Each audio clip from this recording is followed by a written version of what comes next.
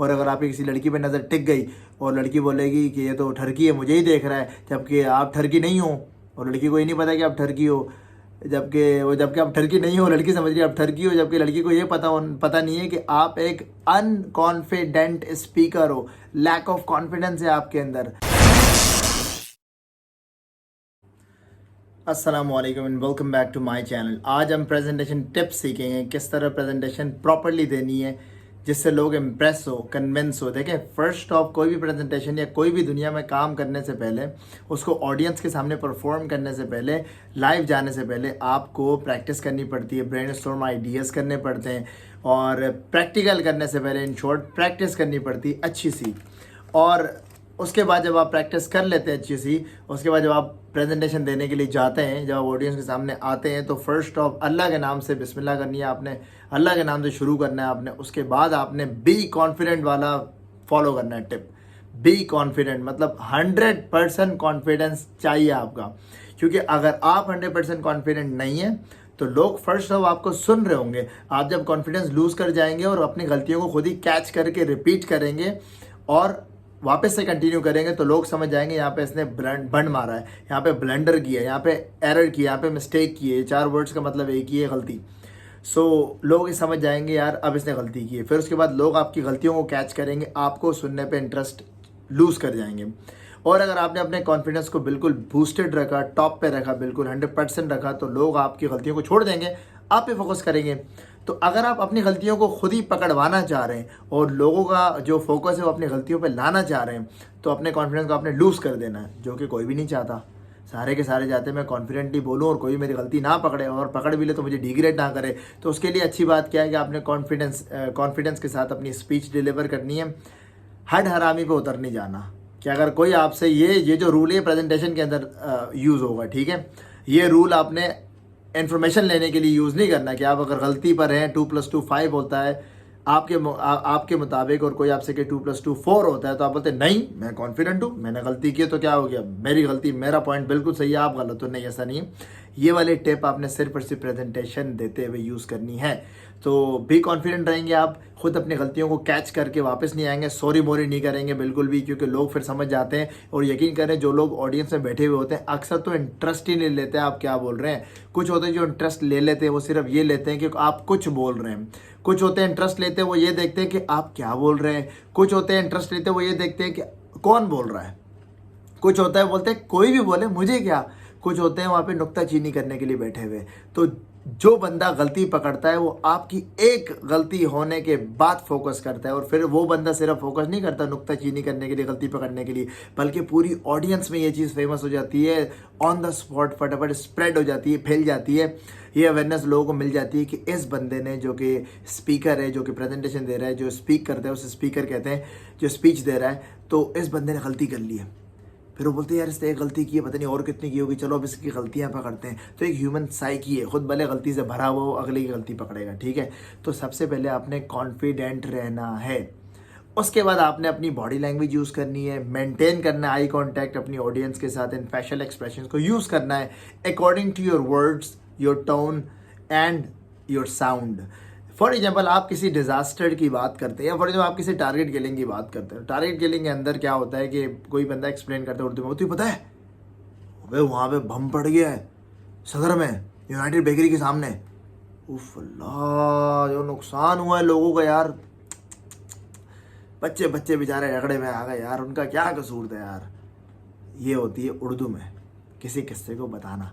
अब इंग्लिश में एक किस्सा कोई बताता है, बिगिनर जिसको इंग्लिश रटी रटाई आती है, वो कैसे बोलेगा, you know there is a bomb blast, no fine everyone fine, little kids came in, little kid bomb blast, no I was going from there, what a moment यार।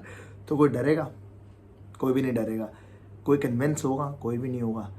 आगे से लोग आप पे हंसेंगे, या फिर आपकी बात को झूठा करार देंगे, या फिर ये बोलेंगे भाई तू एक सिचुएशन नेगेटिव बयान कर रहा है, एक इमोशनल सिचुएशन बयान कर रहा है, और उसके ऊपर तो इतना हंस क्यों रहा है। मतलब आपके वर्ड्स और सिचुएशन मैच नहीं करती, आपका टोन और आपका साउंड मैच नहीं करता। तो इसके लिए क्या करना चाहिए आपको? बोलना चाहिए, you know what, there was a bomb blast bro, you know a lot of people got killed, they didn't have anything to do with that bomb blast, but again they came into the surroundings, and they lost a lot of lives. They lost their lives, and their family was, I'm so sad to even express this. I can't really do it. Unfortunately, I don't have a big heart to go and keep on speaking on this situation right now. But I can say one thing, that we can pray. May God bless them. May God give them good place in the Jannah. And that's it for now, guys. We'll keep on praying for them. ये situation, अब मेरा tone, मेरे sound, मेरे words मेरी situation से match कर रहे हैं. सो जब आप लोग प्रेजेंटेशन देते हैं, एटलीस्ट बॉडी लैंग्वेज को प्रॉपरली यूज़ करें. मेरे कहने का मतलब ये है, एक आसान सी और एग्जांपल दे दूं कि आप जब फेशियल एक्सप्रेशन यूज़ करते हैं, या कोई भी बिगिनर यूज़ करता है, वो कैसे करता है.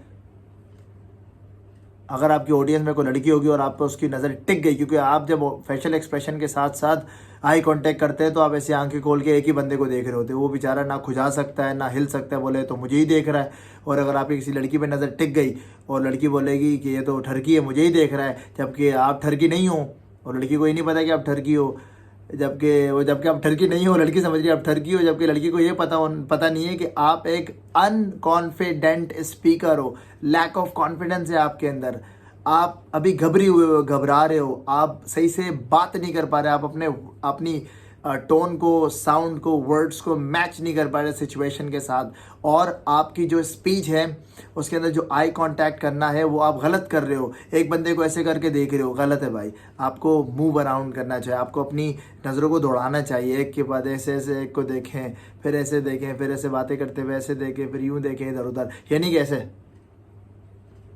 ये गलत है, आपने खेलना नहीं है. तो लोग इस तरह मतलब इसका मिस यूज़ करते हैं इन टिप्स का, जो कि फिर उनके ऊपर एप्लीकेबल सही से नहीं होती और अप्लाई नहीं होती बल्कि, और फिर वो जो है ना लूज़ कर जाते हैं मार्क्स, और प्रेजेंटेशन हार जाते हैं और उनको अच्छे मार्क्स नहीं मिलते. ये थी आई कांटेक्ट के बारे में. फेशियल एक्सप्रेशन क्या है, जब आप बात करते हैं गम की, तो गम वाले मुंह के एक्सप्रेशन होने चाहिए. ये नहीं कि आप अस्पताल में लेटे हुए हैं, और एक एग्जांपल अस्पताल की इसलिए दे रहा हूँ कि बहुत रेलेवेंट है. आपके मुंह से डायरेक्ट निकलते हैं I am fine, how are you, I am fine. हर एक बोलते हैं फाइन. अब बेड पे लेटा हुआ है, अस्पताल में एडमिट है बेचारा, कोई मसला है, वो आगे बोलते हैं I am fine, I am fine.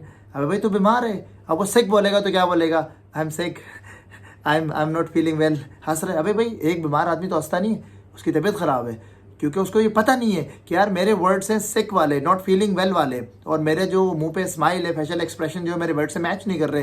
तो जिस तरह वो बोलेगा I am sick, I am admitted in this hospital and I'm not feeling well, trust me, one day I will feel well, then I'll do, I will visit you there. ये चीज़ है. और hey, how are you? अब आप अच्छे हैं? I'm very well bro, thanks for asking, what about yourself? अब आपके tone, sound और वर्ड्स मैच कर रहे हैं, ठीक है. फेशियल एक्सप्रेशन भी मैच कर रहे हैं, तो ये मैटर बहुत करता है, ठीक है. इसके बाद बॉडी लैंग्वेज, ये तो फेशियल एक्सप्रेशन है और आई कांटेक्ट है. बॉडी लैंग्वेज क्या, अगर आप कोई पॉइंट्स बता रहे हैं 1 2 3 4 5, तो आपने हाथों को यूँ नहीं पकड़ लेना, बिल्कुल, बल्कि खोलना है, बताना है इन वर्ड्स को इस तरह ऑटोमेटिकली, जिस तरह आप उर्दू में करते हैं. यार वहाँ पे पता है क्या हुआ है, देख यार इस तरह, you know what happened there bro? A lot of people serve inconvenience while going from one direction to the other one. Now I'm using my hands to let the people be involved in this conversation. किसी को involve करने के लिए body language use करनी, तो उसको कहते हैं बॉडी लैंग्वेज. यानी कि आप डांस करते हैं माइकल जैक्सन वाला ऐसे ऐसा, ये नहीं शुरू कर देना बॉडी लैंग्वेज के चक्कर में, ठीक है. So these are the easy tips to follow. अगर आप इस टिप्स को फॉलो करेंगे और आपको बेनिफिट मिलता है, तो please do let me know. Instagram का यूज़र नेम स्क्रीन पे आ रहा होगा, आप मुझे वहाँ पे डीएम कर सकते हैं, मुझसे बात कर सकते हैं. अगर आपने इस चैनल को पहले सब्सक्राइब नहीं किया, इसको सब्सक्राइब करें, बेल आइकन प्रेस करें, इस वीडियो को मैक्सिमम लाइक एंड शेयर करें, अपने दोस्तों से शेयर करें इस वीडियो को. एंड जो सीखना चाहते हैं, जो महंगी फीस नहीं अफोर्ड कर सकते सेंटर्स की, वो अगर सीखना चाहते हैं इंग्लिश फ्री, तो घर बैठे बैठे मेरी वीडियोस देख के इंग्लिश सीख सकते हैं. इसके बाद भी अगर आप कंफ्यूज हैं और आप चाहते हैं कि मैं अपना टीचिंग स्टाइल थोड़ा सा डिफरेंट करूँ, तो प्लीज़ मुझे कमेंट सेक्शन में ज़रूर बताएं. I will see you guys up in the next video. Till then take care.